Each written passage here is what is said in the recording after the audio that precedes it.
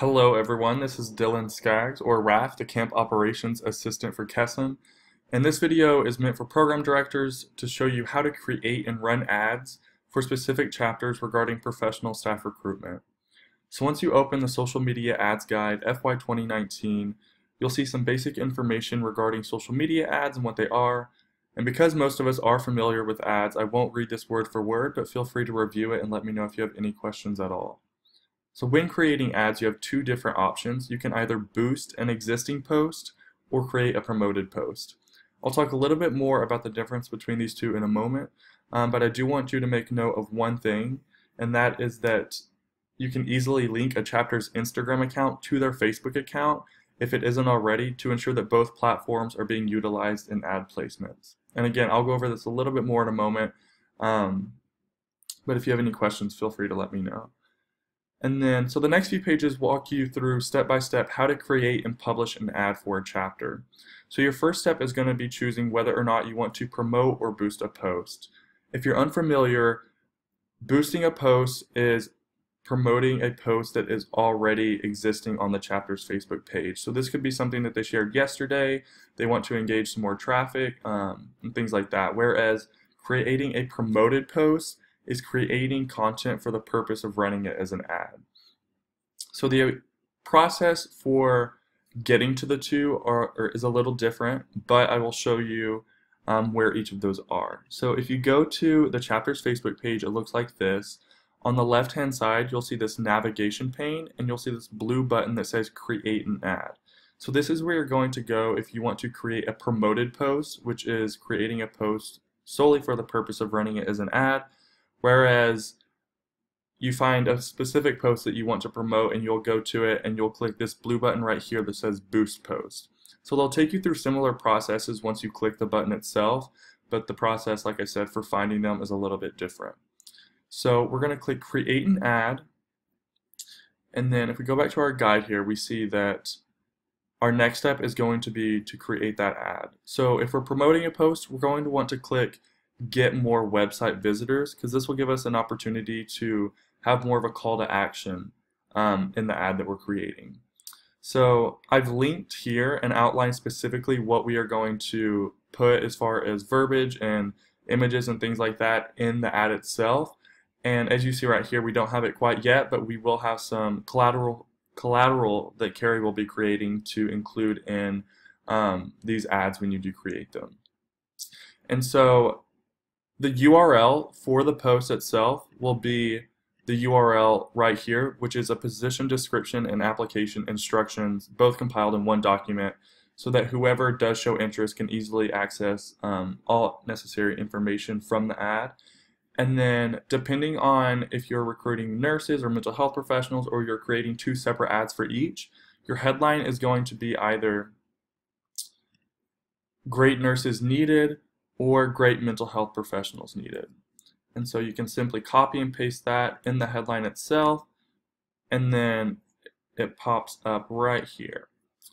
And then, so this isn't fun to look at, this image of a Google Doc. It doesn't really drive much interest, and so, like I said, we will have a specific image that we will be using for these ads that will be provided soon, but for the sake of this moment, we're going to include a nice little campy image, and there it is. And then, so as far as the text goes, again, we've outlined specifically what we want that to look like, so you can simply copy and paste it and then put it right here. And they do recommend that you keep it under 90 characters, but because we have quite a bit that we need to get across in the ad itself, we're going to go over that. So make sure that when you do paste this, you do edit the area in which your camp is that you're recruiting for. In this case, it's going to be Oklahoma. And then from there, we want the call to action to be learn more.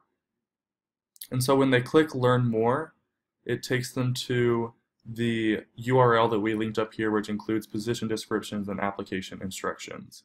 And so from there, we will choose our audience. So we've completed step 2. Now we're going to choose our audience, and this gives us the opportunity to do really detailed targeting, so that we're not just so we're not too broad in our efforts to run ads across the area that we're recruiting in, and we want to make sure that we're targeting more nursing people, mental health professionals, and things like that, so we're not wasting our money. And so when you go here, you're going to click Edit for choosing the people that you are targeting, and you're going to choose your location. So there we go. We're going to choose Oklahoma. And then right here is where we can get really specific. So we're going to add demographics, interests, or behaviors. And so right here, as you see, I've outlined specifically which things we are going to target. And if there's anything that you can come across of that you think would be beneficial, feel free to add it as well. But I'm just going to go in and put in a few things that will be valuable. And then, like I said, feel free to go in and add each of these as well as anything that you see necessary. And so once you do all that, it'll tell you if your audience is appropriately defined, how many people you could potentially reach, and things like that. And then as well as ages and gender, if you feel that's necessary for your specific chapter, you can edit that as well.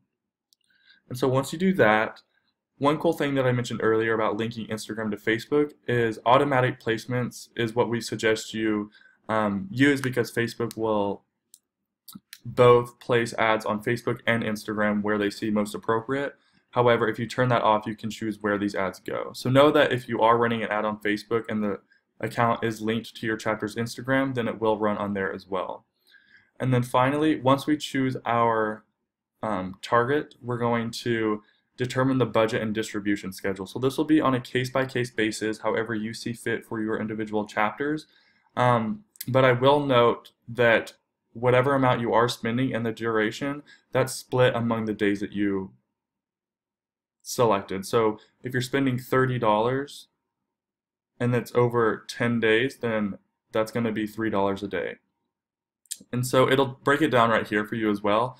I will say that make sure whenever you are entering payment for the ad that it isn't a card that was on file before of a previous student leader or anything like that.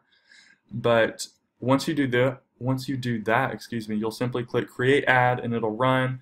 And if you have any questions at all, feel free to shoot them my way, dylan.skaggs@kesem.org, and I'd be happy to answer those, or feel free to G-chat me or anything like that. Thank you guys. Bye-bye.